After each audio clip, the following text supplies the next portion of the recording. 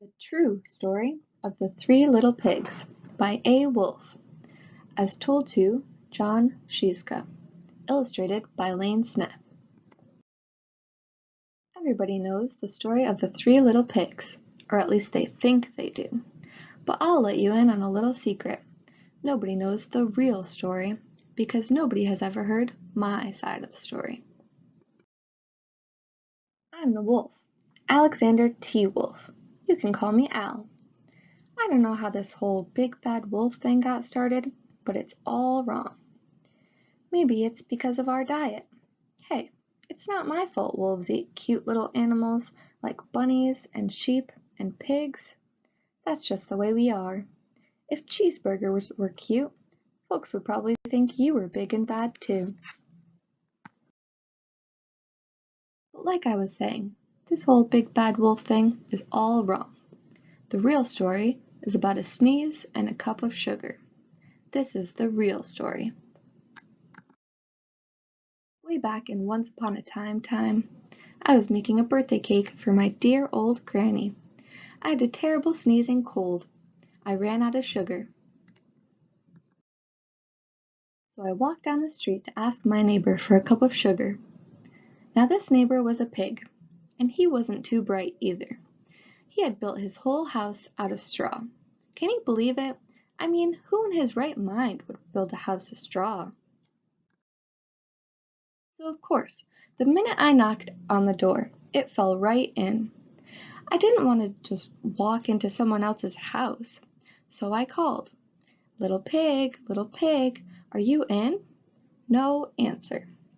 I was just about to go home without the cup of sugar for my dear old granny's birthday cake. That's when my nose started to itch. I felt a sneeze coming on. Well, I huffed, and I snuffed, and I sneezed a great sneeze. You know what? That whole darn straw house fell down, and right in the middle of the pile of straw was the first little pig, dead as a doornail. He had been home the whole time. It seemed like a shame to leave a perfectly good ham dinner lying there in the straw, so I ate it up. Think of it as a big cheeseburger just lying there. I was feeling a little better, but I still didn't have my cup of sugar, so I went to the next neighbor's house. This neighbor was the first little pig's brother. He was a little smarter, but not much. He had built his house of sticks. I rang the bell on the stick house. Nobody answered. I called, Mr. Pig, are you in?" He yelled back, "Go away, wolf. You can't come in.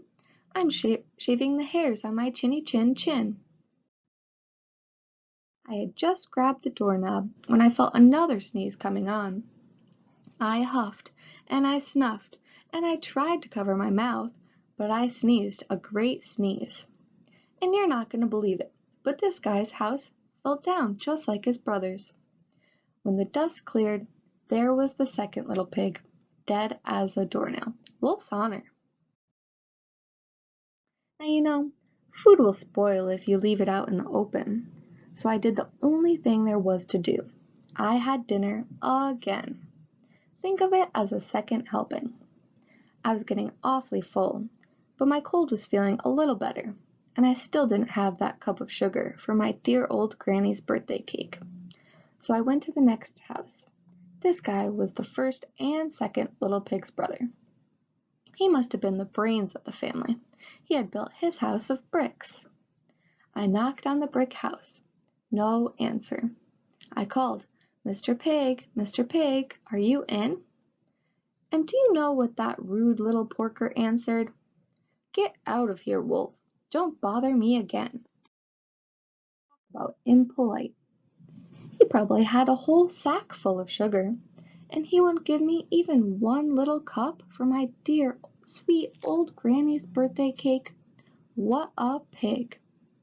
I was just about to go home and maybe make a nice birthday card instead of a cake, when I felt my cold coming on. I huffed, and I snuffed, and I sneezed once again. Then the third little pig yelled, "And your old granny can sit on a pin. Now, I'm usually a pretty calm fellow, but when somebody talks about my granny like that, I go a little crazy. When the cops drove up, of course I was trying to break down this pig's door, and the whole time I was huffing and puffing and sneezing and making a real scene. The rest, as they say, is history. The news reporters found out about the 2 pigs I had for dinner. They figured a sick guy going to borrow a cup of sugar didn't sound very exciting. So they jazzed up the story with all of that huff and puff and blow your house down, and they made me the big bad wolf. That's it, the real story. I was framed. Well, maybe you could loan me a cup of sugar.